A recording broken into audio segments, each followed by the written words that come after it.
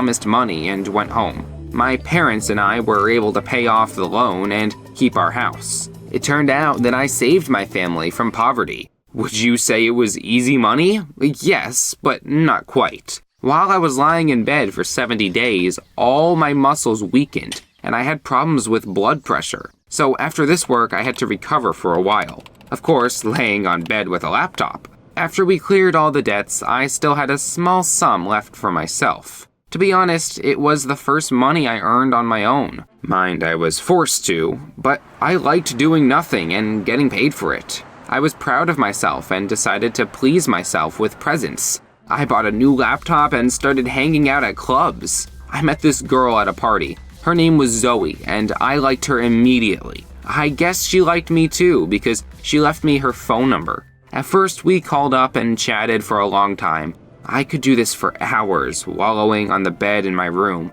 Then, Zoe offered to meet, and we started to walk together. I was telling the girl how I took part in a secret experiment of the Space Exploration Office. Of course, without saying what the experiment consisted of.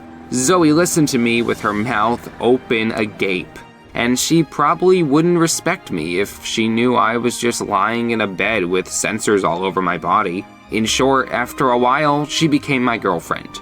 But very soon I realized that I needed money again, because I had almost blown my wad, and having a girlfriend but not having money was a complete failure. I decided that if I found one way to make money without doing anything, I would find another as well. The only thing I could do with my life was to be lazy. I was a professional couch potato. That's why I started looking for jobs on the internet, for those who didn't want to work hard. And you know what? It turned out there were enough jobs of that kind, and some to spare. First, I got a job as a caretaker of a tropical island. It was a very simple occupation. You just had to live in paradise, having everything done for you and say how good it was there. The island was simply magnificent. I had a small but comfortable house, a private beach, and a quad bike at my disposal. I spent my days swimming, lying on the beach, and driving around the island. The rest of the time I was texting Zoe. Of course, I told my girlfriend that I had gone on an expedition to explore a dangerous uninhabited island in the northern latitudes, because if she found out what I was doing, she would definitely leave me. Everything was going great. I felt like life was just a bowl of cherries. Then, one day, I got a call from the company that hired me. I was informed that I was fired and a boat would soon arrive to take me away from the island. To be honest, it didn't come as a surprise to me. The fact was that in addition to carefree relaxation, I was supposed to take photos and write articles about the island on the company's website. But I was too lazy to do it, and I thought they would just forget. But it turned out that was the core of my job, so they kicked me out from the island. I came home with no money and no job. In addition, I discovered that my mother was ill and all the money my father earned was spent on her medications. I lay in my room for a couple of days and realized that I needed to look for something else. Zoe kept calling me and saying she wanted to meet me. I didn't even have money to take her to the movies. So I went back to the internet, trying to find a job. Needless to say, the one where you didn't have to do anything.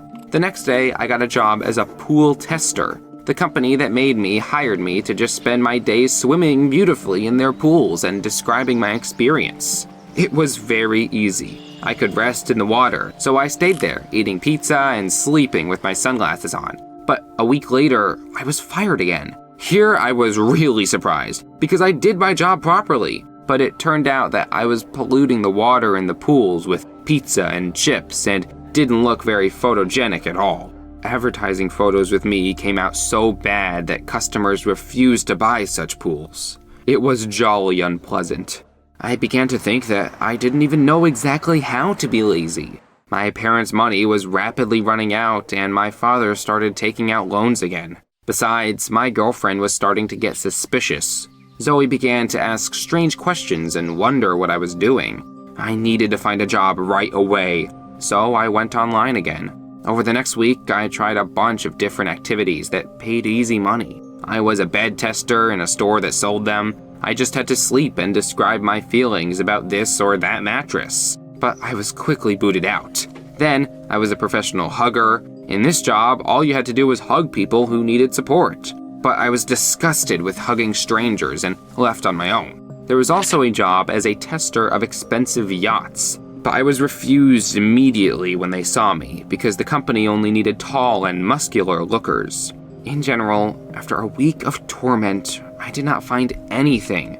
I didn't meet Zoe at all this time. I was just too busy, and I didn't answer her calls, so she wouldn't know what I was doing. At some point, she got tired of it and came to our house to sort out their relationships. Unfortunately, I was not home at the time, so the girl met my mother, who told her the whole truth about me.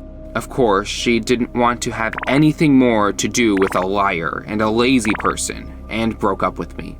To tell you the truth, it made me feel better. First of all, there was no more need to spend money on her, and secondly, I felt too lazy to date with her.